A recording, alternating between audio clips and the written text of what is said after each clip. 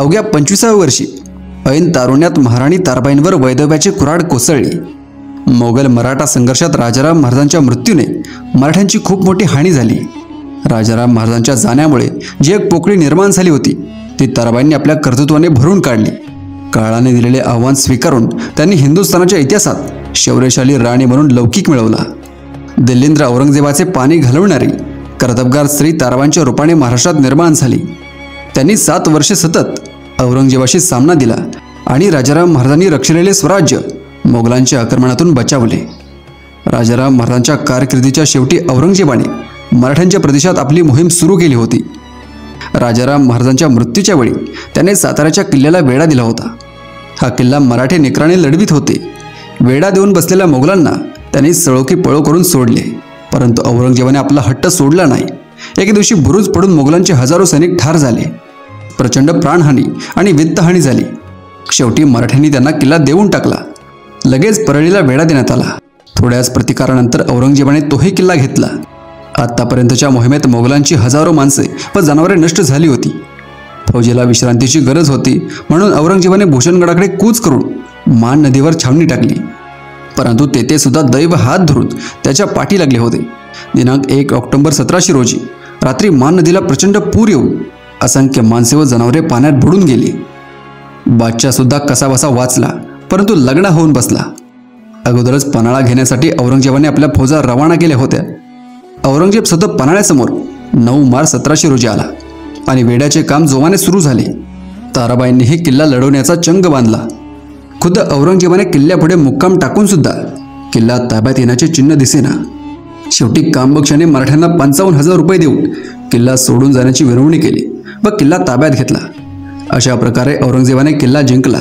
यानंतर पुढच्या वर्षी औरंगजेबाने विशाळगडाकडे कूच केले। विशाळगडाजवळच्या गजापूरवर त्याने आपली छावणी केली व गडाच्या वेढ्याचे काम सुरू केले। बरेच परिश्रम घेऊन सुद्धा हा किल्ला हाती येण्याचे चिन्ह दिसेना। तेव्हा बेदार बकने बादशाची लाज राखण्यासाठी मराठ्यांना 2 लाख रुपये खंडणी देऊन किल्ला ताब्यात आणला। विशाळगडाहून परतताना मुसळधार पाऊस सुरू झाला।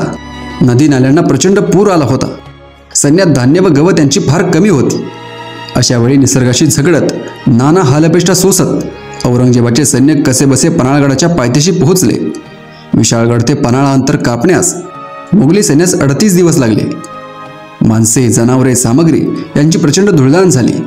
जितका किल्ला लढविता येईल तेवढा लढवून व मोगलांची हानी करून शेवटी त्यांच्याकडून मुबलक पैसा घेऊन त्यांना किल्ला द्यायचा आणि काही दिवसांनी तो परत जिंकून घ्यायचा, असे ताराबाईंचे धोरण होते।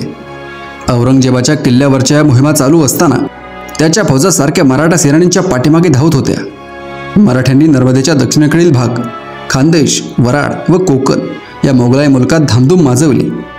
तत्कालीन इतिहासकार म्हणतो की मोगलाई परगण्यातून आणि खेड्यांतून मराठे हे टोळ मुंग्यांप्रमाणे पसरले होते। बादशाहच्या सैन्याची व मराठ्यांची स्थिती वर्णन करताना तो म्हणतो, बादशाहने विशाळगड किल्ल्याला जेव्हा वेढा घातला त्यावेळी मराठ्यांचा जोर सर्वत्र वाढला। त्याने ठिकठिकाणच्या वाटा बंद केल्या, लुटमार करून ते संपन्न बनले। मी तर असं ऐकले आहे की बादशाहला आयुरारोग्य लाभावे म्हणून मराठे दर आठवड्यास देवाची प्रार्थना करून आपापसात प्रसाद व दक्षिणा वाटत। धान्य कमालीचे महाग झाले। विशेष म्हणजे बादशाहच्या लष्करात तर उपासमारीने अनेक माणसे नष्ट झाली। लष्करात परिस्थिती सर्व प्रकारे विचित्र झाली आणि अनवस्था प्रसंग उडावला। औरंगजेब गादीवर आल्यापासून तो एखाद्या शहरात राहिला आहे असे कधीच झाले नाही। सारख्या मोहिमा चालू झाल्या। त्यामुळे सरदार सैनिकांना एकाकी जीवन कंठावे लागले। त्यामुळे ते बेजार झाले। त्यांनी आपली बायका माणसे लष्करात बोलावून घेतली आणि लष्करातच त्यांना आपला संसार थाटला। तेथेच त्यांना मुलेबाळे झाली। ती लष्करात वाढून मोठी झाली आणि लष्करातच म्हातारी झाली आणि लष्करातच मरण पावली। दगडामातीच्या घरांची तोंडे काही त्यांच्या दृष्टीत पडली नाहीत। धनाजी जाधव, त्यांचा पुत्र चंद्रसेन, नेमाजी शिंदे, हनुमंतराव निंबाळकर, हिंदूराव घोरपडे, मालोजीराव घोरपडे, परशुराम त्र्यंबक इत्यादी मराठी सरदारांनी औरंगजेबाच्या फौजांना व ठाणेदारांना सळोकी पळो करून दहशत बसवली होती। मोगलांच्या रसदेवर, छावण्यांवर व ठाण्यांवर हल्ले करून मोगलांचा अंमल स्वराज्यात बसू दिला नव्हता। मोगलांच्या प्रदेशात मराठ्यांनी स्वाऱ्या सुरू केल्यामुळे मोगलांना मराठे अधिकच पीडदायक ठरू लागले। 1703 मध्ये मराठ्यांनी प्रथम गुजरातीत मोहीम केली। तापी नदीच्या खोऱ्यातून खानदेश मार्गाने दौड करून त्यांनी 30,000 सैन्यानिशी सुरतेच्या आसमंतातील प्रदेश बेचिराग केला। याचमध्ये नेमाजी शिंदे या धाडसी मराठा सरदाराने वराडात स्वारी केली. एवढेच नव्हे तर नर्मदा ओलांडून पलीकडचा मुलूक लुटला. मराठ्यांच्या इतिहासात नर्मदा ओलांडून मोगलाईत मोहीम काढणारा नेमाजी शिंदे हा पहिला शूर मराठा वीर होय. वराडच्या मोहिमेत औरंगजेबाचा सरदार रुस्तम खान याला कैद करून त्याने त्याची 2000 माणसे ठार केली. नेमाजीच्या माळव्यातील प्रवेशाने मोगली सत्तेला जबरदस्त हादरा बसला. स्वराज्यात व स्वराज्याच्या बाहेर मोगलाई प्रदेशात मराठ्यांचा जोर वाढतच होता. मोगली सैन्य औरंगजेबाच्या युद्धखोर धोरणाला कंटाळले होते. त्याच्या पाठीमागे त्याचे अधिकारी व सेनानी त्यांच्या हुकुमाची अंमलबजावणी करीत नव्हते. असे जरी असले तरी मराठी सत्ता नष्ट करण्याचा औरंगजेबाचा इरादा किंचितही कमी झाला नव्हता. मराठ्यांचा जोर पाहून तोही हट्टाला पेटला होता. विशाळगड जिंकल्यानंतर त्याने 27 डिसेंबर 1702 रोजी सिंहगडला वेढा घातला. मराठ्यांनी त्याच्या रजदा मारून त्याचा कोंडमारा केला. पावसाळा तोंडावर आल्याने तत्पूर्वी किल्ले घेणे जरुरीच होते, परंतु तो किल्ला लढून घेणे मोगलांना शक्य नव्हते. म्हणून त्यांनी पैसे देण्याचा हुकुमी मार्ग स्वीकारून तो ताब्यात घेतला. 28 नोव्हेंबर 1703 रोजी औरंगजेबाने राजगडाला वेढा दिला. तोफांचा बडीमार सुरू झाला. मराठ्यांनी कडवा प्रतिकार केला. शेवटी मराठ्यांशी वाटाघाटी करून 16 फेब्रुवारी 1704 रोजी मोगलांनी किल्ला ताब्यात घेतला. 10 मार्च 1704 रोजी त्यांनी तोरणा घेतला. लवकरच राजमाची व लोहगड हेही किल्ले जिंकले. मराठ्यांप्रमाणेच कृष्णा भीमेच्या बेरड जमातीने औरंगजेबाविरुद्ध बंड सुरू केले होते. औरंगजेबाने अनेक नामांकित सरदार त्यांच्यावर पाठवले होते, परंतु त्यांचा पुरता मोड करता आला नाही. आता तर मराठी त्यांना मिळाल्यामुळे त्यांच्या हालचालींना जोर आला होता. त्यांचे समूळ उच्चाटन करण्यासाठी औरंगजेबाने त्यांच्या वाकेनखेडा या राजधानीवर चाल केली. औरंगजेबाची पाठ वळता मराठ्यांनी लोहगड पुन्हा जिंकून घेतला. लगेच सिंहगड, राजमाची हेही किल्ले जिंकून घेतले.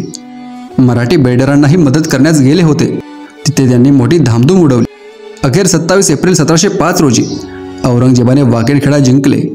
काही दिवस देवपुराला मुक्काम करून तो बहादूरगडवरून अहमदनगरला आला व तिथेच त्याने छावणी केली. फेब्रुवारी महिन्यात औरंगजेबाने मराठ्यांना खंडणी देऊन सिंहगड परत घेतला, परंतु मोगलांकडील राजगड व वसंतगड हे 2 किल्ले मराठ्यांनी जिंकून घेतले. आता मराठे खुद्द औरंगजेबाच्या छावणीवरच धाडसी हल्ले करू लागले. त्यांचा प्रतिकार करता करता मोगल मेटाकुटीस आले. 1706 मध्ये धनाजीने 15,000 सैन्यानिशी गुजरातेत धडक मारली. महम्मद बेग खान व नजर अली खान या सरदारांचा पराभव करून महम्मद बेग खानास कैद केले. गुजरातेत हंगामी सुभेदार अब्दुल हमीद खान त्यांच्या मदतीस आला. त्याच्यावरही चाल करून धनाजींनी त्याच्या सैन्याचा धुवा उडविला आणि त्याला कैद केले.